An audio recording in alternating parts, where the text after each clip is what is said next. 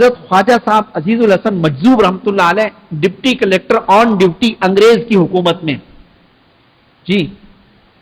حضرت تھانوی صاحب رحمۃ اللہ علیہ سے جب ان کا ملاقات کا سلسلہ بنا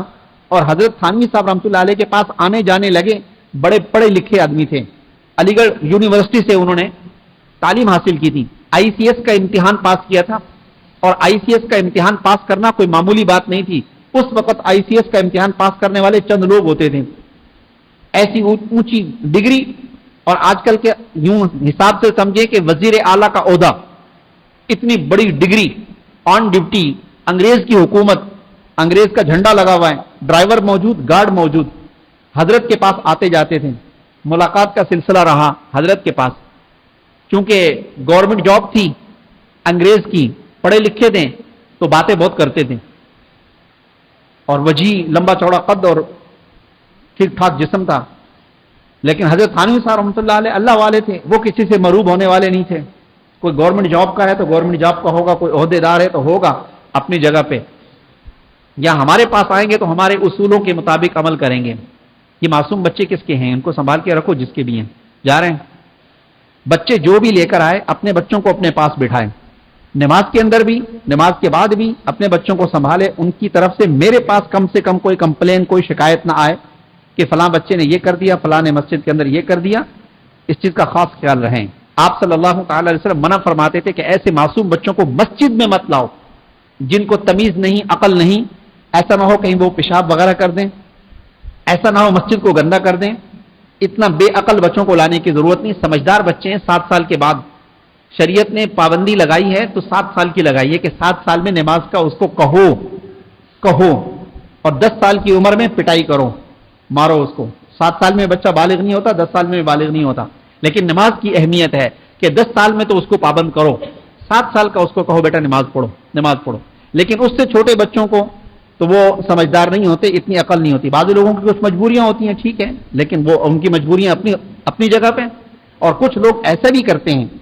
مسجد میں آ کر بیٹھ جاتے ہیں، ٹھیک ہے، منع نہیں ہے، اور کچھ یہ بابے بیٹھے ہوئے ہیں ماشاءاللہ، کمر کا مسئلہ ہے، پیروں کا مسئلہ ہے، ٹانگ کا مسئلہ ہے، ان کی مہربانی ہے، اس کے باوجود گھر کا آرام، گھر کی راحت کو چھوڑ کے یہاں بیٹھ جاتے ہیں دین کی بات سننے کے لیے۔ اللہ ان کے آنے کو قبول فرمائے، ان بزرگوں کی برکت سے اللہ تعالیٰ مال عطا فرما دیتے ہیں، لیکن اصول ہے۔ آپ اپنے گھر میں بیٹھ کے آرڈر جاری کریں، پراٹھے بنوائیں، انڈے بنوائیں، پانی بنوائیں، لسی بنوائیں، چائے بنوائیں،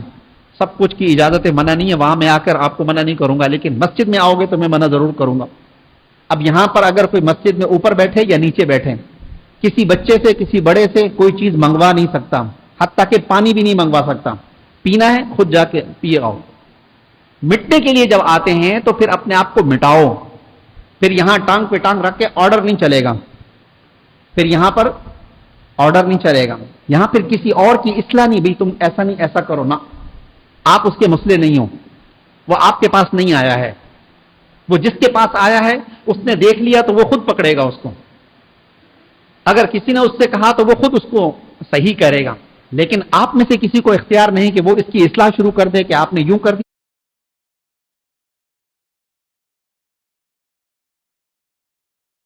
اصلاح شروع کر دے کہ آپ نے یوں کر دیا، آپ نے یوں کر دیا، آپ نے یہ کر دیا، آپ نے وہ کر دیا، وہ صرف اختیار میرے پاس ہے، ٹھیک ہے۔ کتنی دفعہ کہتا رہتا ہوں اور کہا بھی ہے، ماشاءاللہ سمجھدار لوگ ہیں، سمجھتے بھی ہیں، کچھ نئے لوگ بھی آ جاتے ہیں، فوٹوگرافی منع ہے، ٹھیک ہے، الحمدللہ بہت سمجھدار ہیں،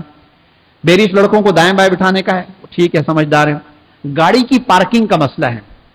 کہ ہم گاڑیاں ایسی جگہ پارک نہ کریں جس سے دوسرے کو اذیت ہو، تکلیف ہو، کسی کو بھی ایکس وائی زیڈ، حتیٰ کہ غیر مسلم بھی ہے، اس کے گھر کے سامنے بھی گاڑی نہیں کھڑی کر سکتے آپ، اس کو اذیت ہوگی، تکلیف ہوگی، کسی انسان کو تکلیف نہیں دینی۔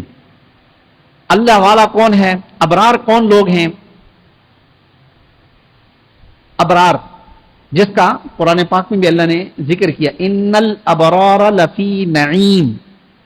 یہ ابرار کون ہیں؟ اس ابرار کی تشریح لکھی ہے کہ ابرار نیک لوگ وہ ہیں الذین لا یؤذون الذر،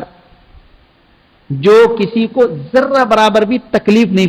پہنچاتے، ولا یرضون الشر، وہ کسی نافرمانی پر بھی خوش نہیں ہوتے، دل میں ان کے بڑے غم ہوتا ہے، دکھ ہوتا ہے، لیکن بس اللہ کے سامنے روتے ہیں، نافرمانی پر راضی نہیں ہوتے، دوسرے کو بھی نافرمانی کرتے ہوئے دیکھ لیتے ہیں، دل میں غم ہوتا ہے، دکھ ہوتا ہے، ہونا چاہیے، خود بھی نہیں کرتے، دوسرے کو بھی دیکھتے ہیں تو دل میں ان کے غم آتا ہے۔ اور اذیت ایذائے مسلم، کسی کو تکلیف نہیں دیتے۔ المسلم من سلم المسلمون من لسانہ و یدہ، مسلمان وہ ہے کہ دوسرا مسلمان اس کے ہاتھ سے اور اس کی زبان سے محفوظ رہے۔